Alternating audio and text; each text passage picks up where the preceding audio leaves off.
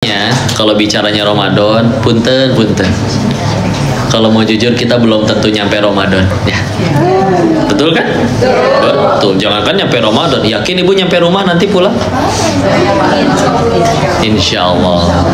Kalau Allah jaga, nggak akan terjadi apapun. Tapi ya itulah dia ya, nggak ada yang tahu. Kenapa kok jadi dibahas kayak itunya ke arah sananya? Karena salah satu hal yang kita bisa bikin kita untuk supaya lebih mudah membersihkan hati, menyucikan jiwa, ingat ke sana. Ya. Misalkan contoh ya. Mungkin punya kenal orang yang misalkan mohon maaf divonis dokter berapa bulan lagi. Atau misalkan mohon maaf, misalkan orang yang kita kenal sudah sangat sepuh, usianya sudah lanjut. Biasanya lebih baik akhlaknya. Kenapa? Udah ujung, udah tahu. Saya udah injury time. Yang tadinya diledekin orang gampang ngambek, bahkan gak cuma dihina. Kadang cuma orang dapat suatu nikmat aja dia bisa kesel sendiri, dengki, gak suka kalau ada orang dapat uang lebih banyak, jabatan lebih tinggi. Tapi ketika udah ingat besok ternyata waktunya saya untuk pulang, kayaknya gak peduli lagi tuh. Mau orang mau ngehina kek, mau orang mau mencaci, memfitnah. Karena dia udah sampai di titik bentar lagi aku ketemu Sang Maha Pengadil nih. Yang kita tahu satu dunia cinta sama kita tapi Allahnya benci, repot saya. Kenapa? Silakan, kata guru saya kalau ada yang lagi ngobrol kita harus menghargai, menghormati, ya. Gitu. Dilanjut jangan? Lanjut, makasih ya. Istilah itu. Jadi setiap kali kita ingat ke arah sana, apalagi kalau misalkan kita baca, mohon maaf ya, ayat-ayat tentang apa yang terjadi bagi orang-orang yang ngelanggar aturan Allah, berbuat zolim, lalu di nerakanya itu diapain? Kan mah nggak kebayang ya. Karena kalau Rasul gambarkan pun seringan-ringannya seperti pakai sendal dari api neraka, saking panasnya sendal dari api neraka tersebut sampai otaknya meleleh. Dia kira itu yang paling berat, ternyata itu hukuman paling ringan. Hadisnya sahih seperti itu. Kalau lapar ada buah namanya buah zakum, bentuknya seperti kepala setan. Kalau haus yang tersedia adanya nanah yang mendidih, kalau diminum yang ada jeroan kita yang hancur. Kalaupun ada yang berkata, kok kan kalau beriman ujung-ujungnya ke surga, saya gagal nih harus dibersihin dulu di neraka, tapi alhamdulillah cuma sehari. Jangan khawatir, sehari di sana sama dengan 1000 tahun di sini. Kata siapa? Kata Quran surat 32 As-Sajdah ayat 5. Tapi ayat Quran yang lain malah bilang kayak gini. Quran surat 70 Al-Ma'arij ayat keempat, ta'arujul malaikatu warruhu ilaihi fi yaumin kana miqdaruhu khamsina alfasana. Khamsina alfasana itu 50.000 tahun. Ya, 50.000 tahun. Kita kadang nungguin maghrib aja berasa lama ya. Apalagi 50.000 tahun ya. Misal udah ngerasain pahitnya terus, ya Allah ampun, hidupin saya lagi ya Allah, kasih saya waktu, saya pengen membenarkan diri ini. Misal ini mah muhasabah aja renungannya, dikasih waktu sebulan hidup lagi. Kira-kira sebulan itu pengen kita pakai untuk ibadah. Bakal gampang ngambek nggak sama orang? Bakal mudah tersinggung tidak? Bakal peduli nggak sama julitan tetangga? Boleh bodo amat. Seketika jadi orang baik tuh. Permasalahannya sekarang masih hidup, ngapain nunggu mati dulu hidup lagi baru jadi orang baik? Sekarang weh, mending itu mah sebulan dikasihnya. Yakin satu hari lagi kita masih hidup juga nggak tahu ya. Jadi sekarang aja ya. Karena tadi bicaranya hati yang baik, jiwa yang suci, sedikit banyaknya itu ada akses pilihan kita juga. Ada orang nyebrang, orang bisa memilih untuk cuek aja, ada yang milih bantu nyebrangin. Kenapa kamu nggak nyebrangin? Saya pernah nyebrangin, saya malah ditampar. Kenapa? Udah nyampe malah saya diseberangin lagi. Ya, ada yang kayak gitu ya. Niatnya pengen berbuat baik. Makanya kalau pengen nyebrangin orang tanya dulu. Ibu pengen nyebrang atau udah nyampe nih? Ya udah nyampe diseberangin lagi ya, iya dipukul sama si nenek. Ya begitulah ya. Namanya salah paham. Malu bertanya sesat di jalan. Aduh, lucu ibu-ibu teh. Masya Allah. Ibu ini seragam kerudungnya. Masya Allah. Hah? Masya Allah. Kompak ya. Ya bagus atuh. Bagus kerudung. Alhamdulillah. Jadi gitu.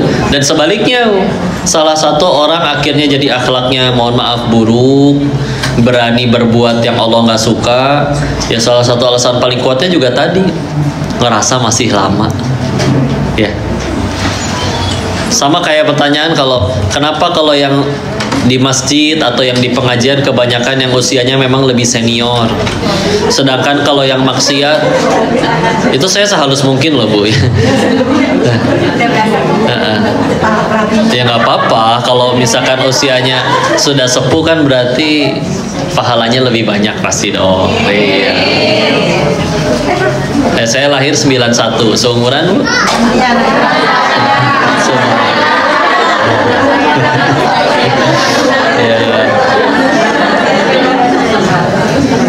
Seumuran anak.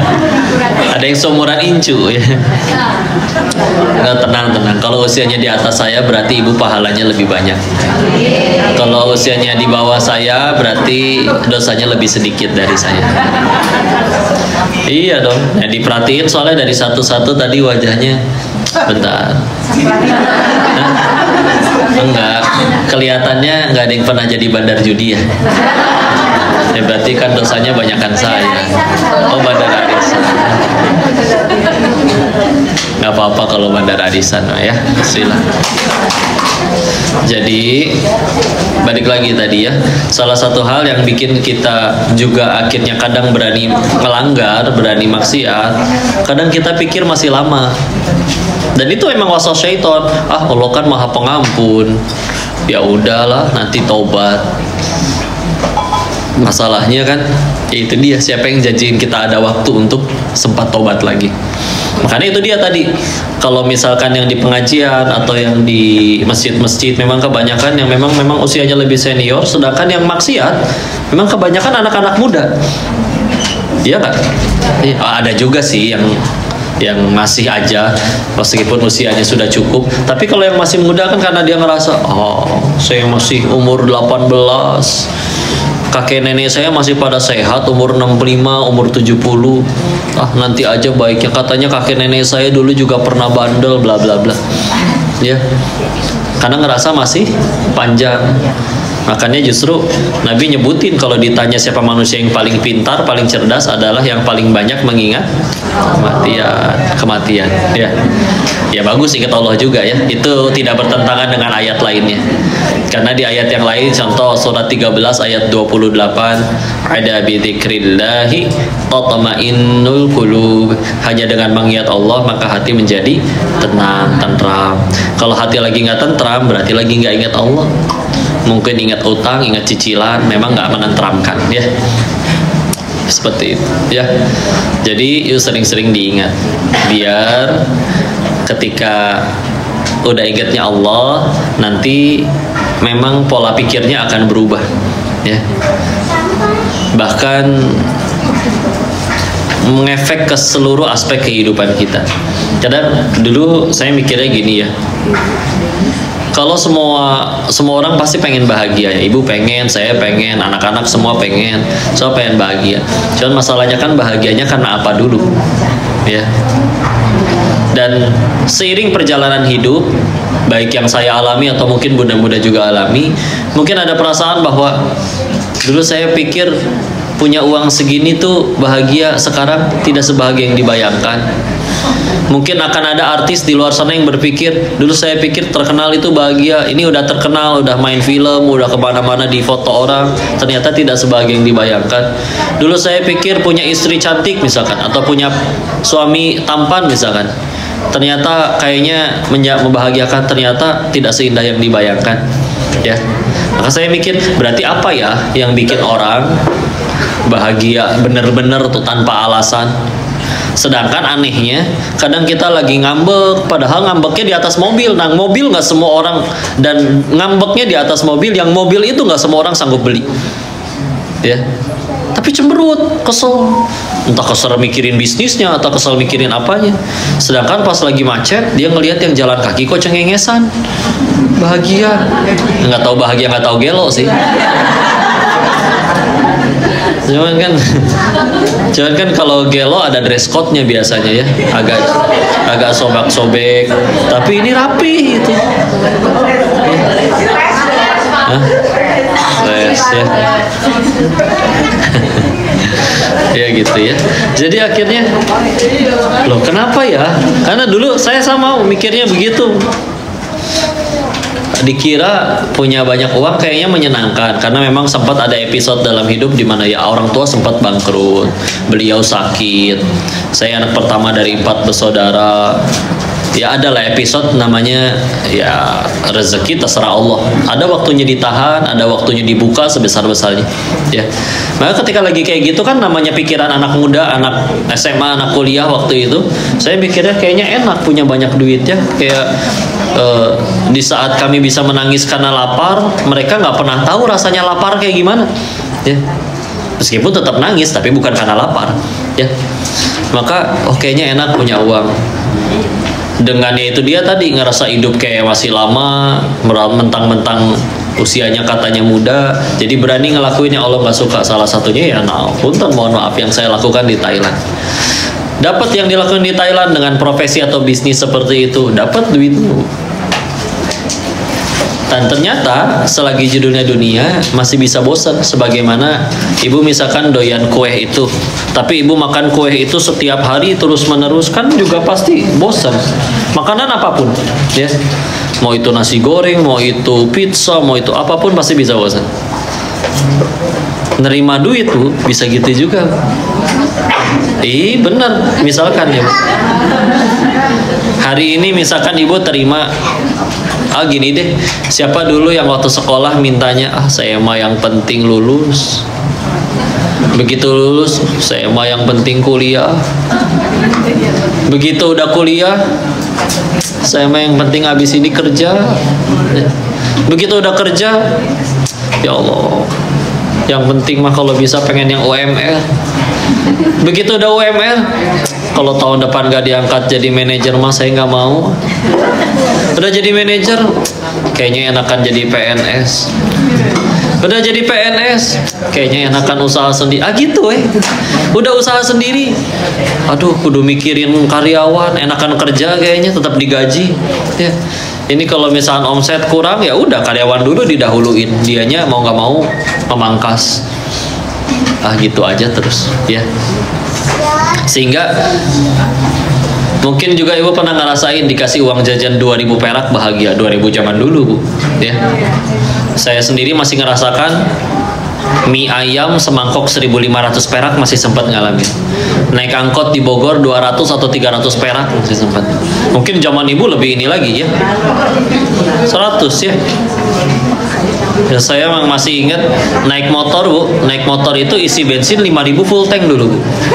Benar, karena 1 liternya 1.500 ya, 1.500. Kayak kita tahu lah akhirnya begitulah inflasi, begitulah ekonomi. Tapi ya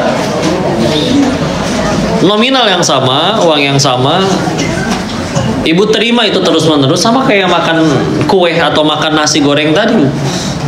Hari ini senang sekali nerima misalkan 80 juta. Coba terima 80 juta sehari 80 juta selama 3 tahun berturut-turut. Kebahagiaannya berkurang.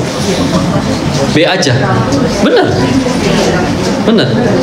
Makanya salah satu alasan orang pengen kaya tuh satu. Tahu tidak apa? Karena belum pernah kaya. Silakan cari orang yang udah kaya dari sononya, tanya gerak cita-citanya. Demi Allah mereka nggak akan jawab kaya. Karena udah, ya. Paling cuma pengen jawabnya, saya pengen tenang, saya pengen ada seseorang yang memahami aku apa adanya. Ya elah. Ya. Karena belum pernah, makanya ada istilah OKB, tahu? Orang kaya blow on. Kalau baru biasanya, kalau baru semua juga kalau baru orang pertama kali naik lift kan norce, ya. Orang pertama kali semua begitu, dan wajar, nggak apa-apa sebetulnya, namanya juga baru, ya.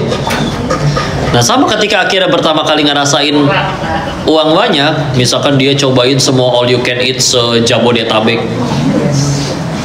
akan ada harinya dia ngerasa bahwa ternyata mau tempe, mau daging, mau daging steak wagyu tenderloin improt seporsinya 1.600.000, itu cuma segede gini, ya kenyang enggak, disajiinnya mentah lagi, ya kita sendiri bilangnya, soalnya bilangnya yang tidak yang well done, ya. Dibandingin sama tempe, ternyata cuman bedanya 5 cm. Di sini doang, ya. Kalau cadel 3 cm berarti, ya. Karena lebih pendek lidahnya, ya. Begitu udah ketelan, kenyang makan tempe, kenyang makan daging, kenyang makan kerupuk, sama aja kenyang-kenyang juga kan.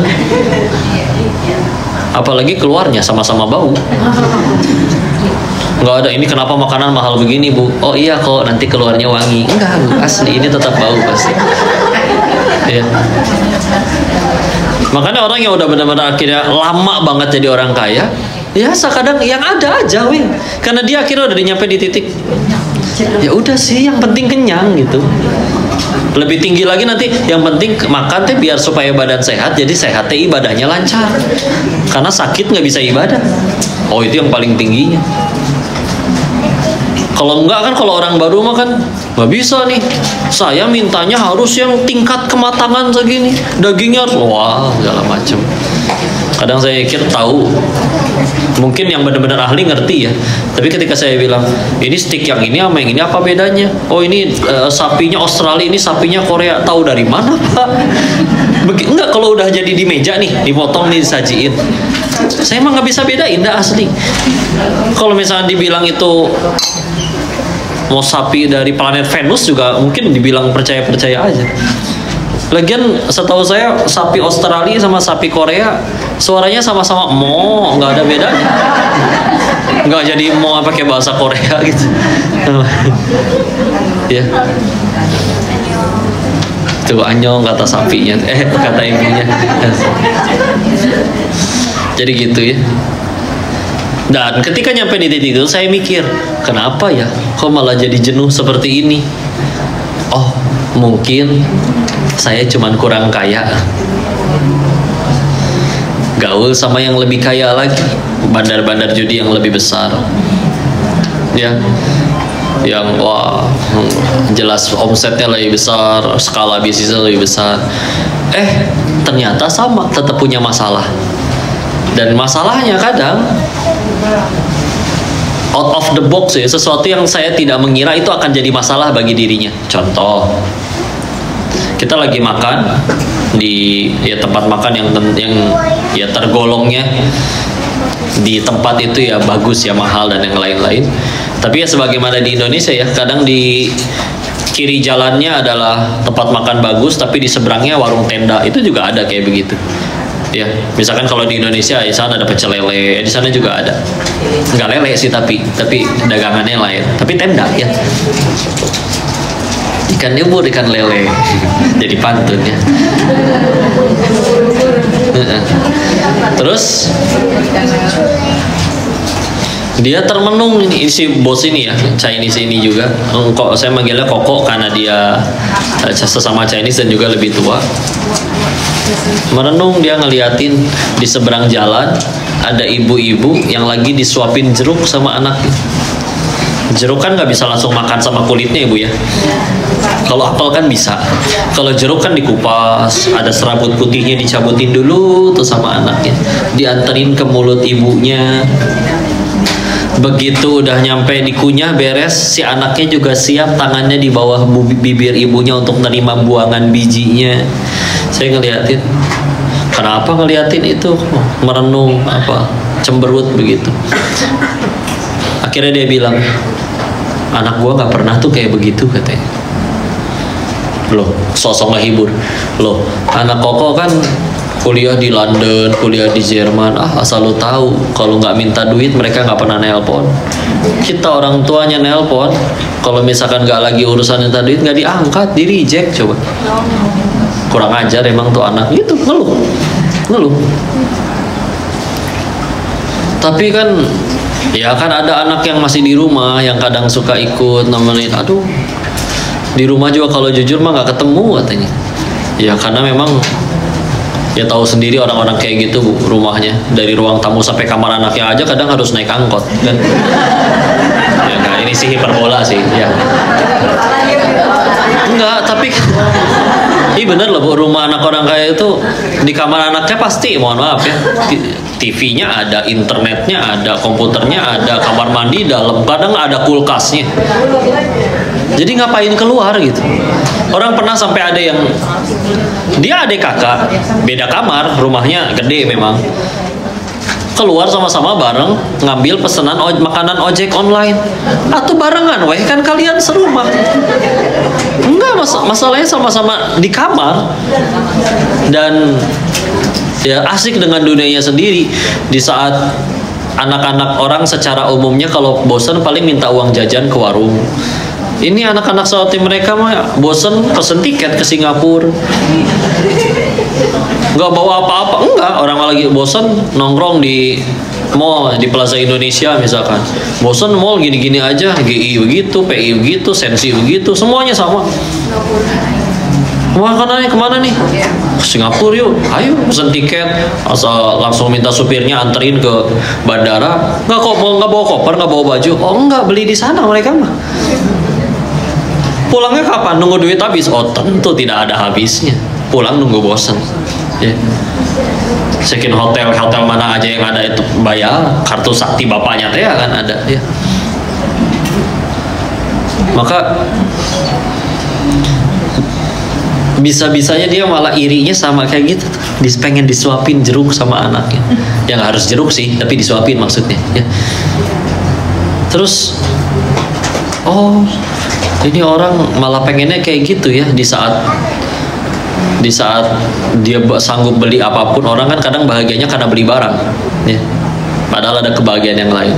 Ya namanya kita teman ceritanya cuma ngibur lagi. Wah kemarin kan istri baru lu beliin BMW baru. Nih supir baru ngirim foto, dia bawa berondong tuh berzina selingkuh di mobil baru itu. Ada yang kayak gitu. Ada yang kayak gitu. Ya. Jadi masalahnya beda lagi.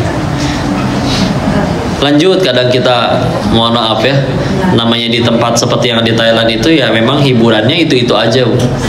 Kalau nggak kasino, mohon maaf tempat judi, tempat hiburan malam, tempat dugem.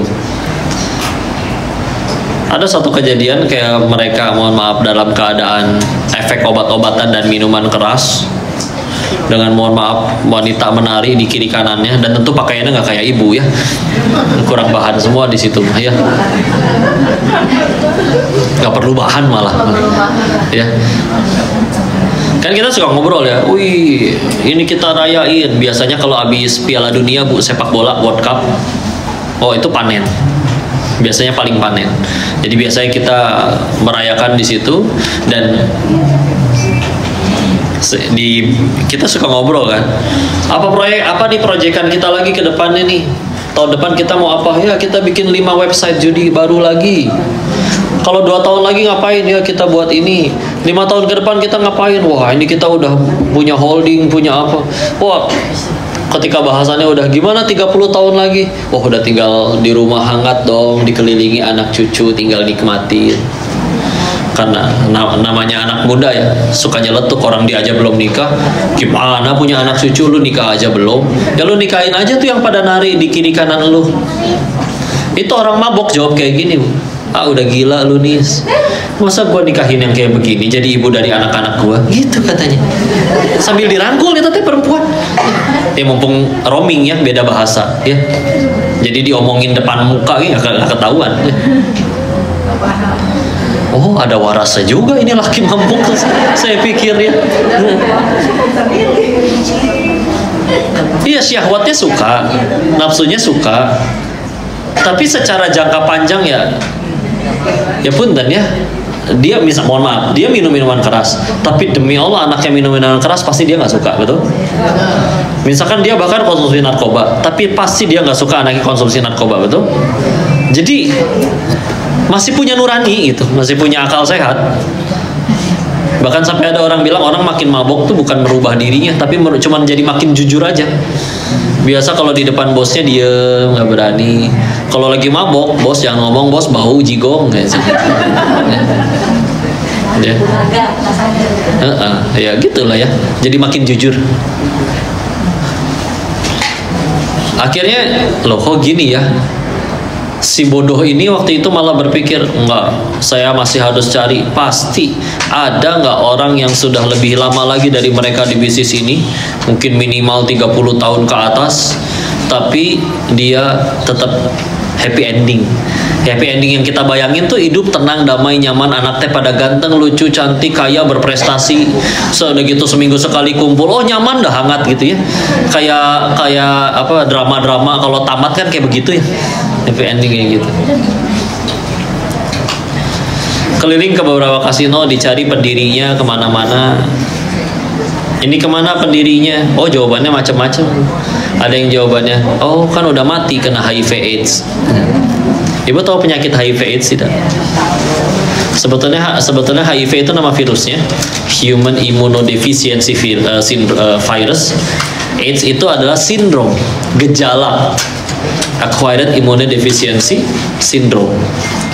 Jadi namanya sindrom, dia cuma gejala dari efek dari HIV itu, dia menyerang bagian dari sel darah putih yang fungsinya justru untuk nyembuhin dan ngebunuh kuman, ngebunuh virus yang masuk. Jadi ibarat tubuh kita tuh udah dol, gerbangnya semua kebuka, nggak ada perlawanan untuk setiap apapun yang masuk. Jadi orang kalau kena AIDS namanya bukan sakit AIDS, tapi dia bisa terima semua penyakit. Matanya bintitan, bibirnya berjamur, mulutnya bisulan, paru-parunya TBC, pantatnya ambeien, semua penyakit bisa masuk. Karena nggak punya kemampuan untuk menyembuhkan diri. Karena justru yang diserang oleh virus itu justru adalah bagian yang menyembuhkan, antibodi yang diserang. Jadi kalau ada orang HIV/AIDS meninggalnya bukan karena AIDS, tapi karena sekian banyak penyakit yang masuk nyerang tubuh itu. Ya. Oh itu mah semuanya benar. Mohon maaf ya, kencing benana itu semua. Karena nggak bisa menyembuhkan. Nggak bisa menyembuhkan. Kayak tubuh kita makan segala macam kan nggak mungkin nggak ada kuman, nggak ada bakterinya. Karena kita nggak punya antibodi. Ya mulut berjamur, bisul, benana, nggak bisa nyembuhin diri. Makanya sampai dibilang udah nyampe kena itu, mohon maaf udah tinggal tunggu mati, nggak mungkin sembuh. Belum sampai sekarang, yang saya tahu belum ada obatnya. Ya, makanya orang meninggal HIV/AIDS itu mohon maaf Bu ya, mengenaskan biasanya bentuknya, mengenaskan. Ditambah lagi uniknya memang ibu pakai anduk yang sama orang HIV/AIDS, ibu nggak akan ketularan. Ibu pakai sendok yang sama, habis dari mulut dia ibu masukin mulut ibu, itu nggak akan ketularan. Izin mohon maaf ciuman juga nggak ketularan. Penularannya lewat apa? Cairan tubuh. Antara darah dia diambil disuntikin ke ibu atau mohon maaf hubungan badan. Jadi dia adanya di cairan sperma sama di cairan vagina, ya. Gitu. Cudah kan cairan tubuh, tapi di air cudah sedikit. Harus minum air cudah orang HIV 1 galon kita minum baru ketularan. Cuman ya kali, ya nggak? Masa iya gitu kan? Makanya sampai ada yang menganggap itu penyakit kutukan katanya. Karena memang mohon maaf penularannya biasanya dengan sesuatu yang konotasinya dosa. Ya mohon maaf lewat dubur, lewat yang perzinahan, gonta-ganti pasangan, atau ganti-gantian jarum suntik yang dipakai narkoba, ya seperti itu, ya. Karena ini kemana ini pendiri kasino ini? Oh udah mati HIV/AIDS, pindah ke tempat lain. Ini kemana pendiri kasino ini? Ya kan masih di penjara, dikhianati anak buahnya. Ini kemana pendiri kasino ini? Agak gila ya, anak dan istrinya kabur sama laki-laki lain. Maksudnya sampai akhirnya istilahnya bertanya, wah nggak ada yang happy ending nih. Ada nggak sih yang sampai detik ini juga masih kaya? Dijawab, oh ada tuh pemilik kasino yang itu, rumahnya juga dekat di dekat kasinonya, besar, memang ada rumah besar di situ. Tapi ketika ditanya, ya tapi kan gitu, agak gila ya, karena anak-anaknya mati overdosis narkoba semua. Kesimpulannya apa? Dunia bisa membosankan. Yang udah ada di situ nggak pengen selamanya di dunia itu. Punya apa itu? Hah? Oh iya, nggak apa-apa, masih kedengeran? Masih kedengeran ya. Satu, dunianya bisa membosankan. Dua, yang di situ nggak pengen selamanya di dunia tersebut. Yang ketiga, nggak ada yang berakhir bahagia kalau terus-menerus berada di bisnis itu. Ya singkat cerita, saya kehabisan alasan untuk tetap di sana. Terutama juga akhirnya kehabisan alasan, karena tadinya saya pikir oh mungkin saya cuma kurang kaya ya, tapi ketika ketemu dengan yang lebih kaya, mereka semua punya masalah masing-masing. Sehingga saya mikirnya, ya saya kalau diterusin ujung-ujungnya pasti kayak gitu juga. Iya dong ya, karena kebayang misalnya ya, gampang kan kita ngelihatnya, anak ibu main bola setiap hari sampai ibu sekolahin bola. Kalau dia benar-benar rutin main bola, kita udah kebayang kan, pasti kedepannya jadi atlet. Gak mungkin tiba-tiba jadi pilot ya, orang tiba-tiba tiap hari main bola kok ya. Nah ya di bidang kayak gitu kalau diterusin ya pasti begitu lagi. Maka ya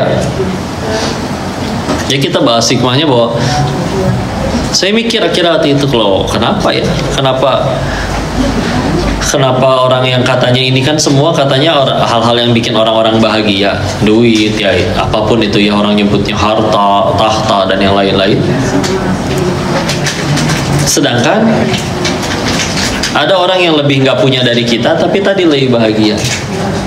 Jadi nanya, pernah sampai ada obrolan kayak gini sama kawan. Ya, terus gimana dong kalau pengen bahagianya tanpa alasan? Dijawabnya sama orang ateis, dibilang, gue gak ngerti pertanyaan lu bro, itu mah mungkin cuman orang-orang suci aja kali yang dekat dengan Tuhannya, gitu katanya. Saya ingat lagi, maksudnya siapa? Nah, karena dulu saya sekolahnya sekolah Katolik, jadi ya sedikit banyaknya ya ada kisah-kisah para nabi kan, yang saya pikir mereka pahala jelas pasti banyak. Dosa ya kalau di Islam para nabi maksum, luput dari dosa, termaafkan dosanya. Pahala banyak, dosa nggak ada, ujian tapi parah banget, lebih berat dari kita semua. Tapi kok tetap bahagia, tetap lempeng, tetap lurus. Nggak ada nabi yang merasa menderita orang.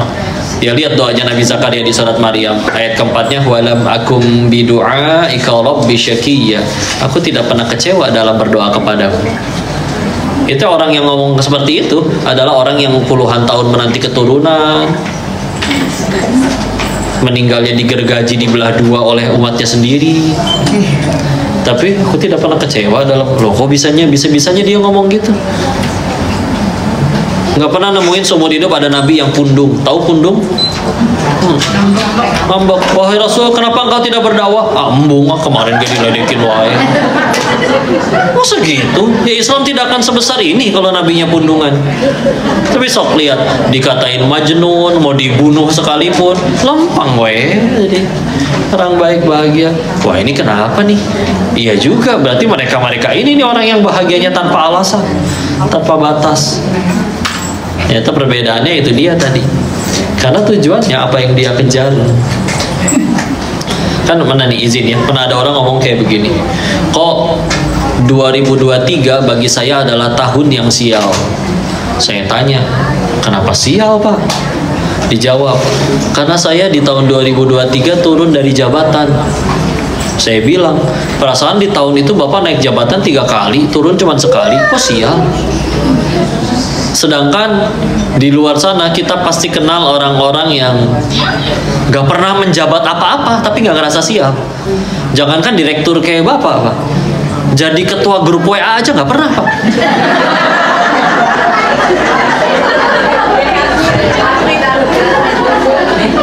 Loh, karena itu cara jadi ketua yang paling gampang kan? Ibu tinggal bikin grup, undang orang jadi ketua itu. Ya admin sih bahasanya, ya. Tapi kan setidaknya ketua, ya. Padahal dia punya nomor 3, semuanya dia masukin sendiri, ya dia sendiri juga.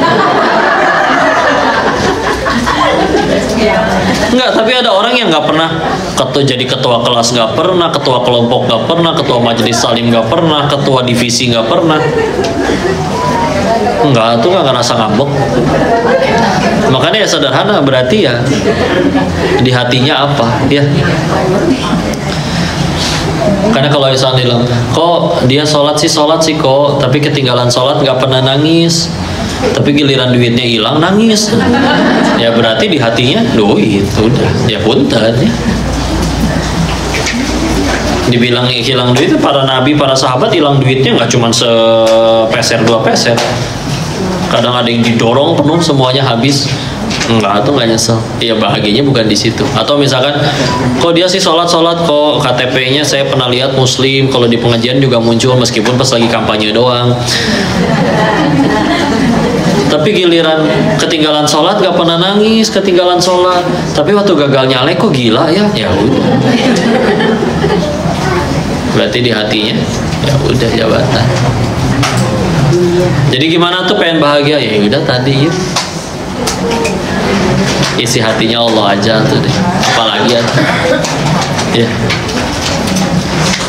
Karena saya lagi sering bilang tentang ini, kalau ada orang yang belum nikah, jomblo, ini mah ibu nggak ada yang jomblo kan? Kan ikatan istri ya. Oh iya janda ya. Ya tenang atuh, saya nanya kayak gitu kan bukan pengen nafkahin ya.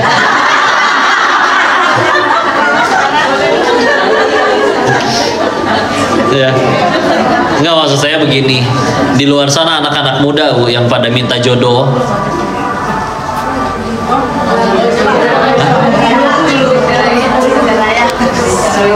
Oh, tiap jam 10 harus berdiri nggak? Nggak ya? Tapi kalau di Thailand, di Kamboja, dan mereka lagi di motor lagi ada apa berhenti loh, diem gitu nungguin. Untung lagunya cuma semenit. Kalau Indonesia Raya kan 4 menit. Lebih lama ya. Begitu. Jadi kita dengerin dulu ya. Ya udah dengerin dulu. Saya minum dulu boleh Bu? Silakan.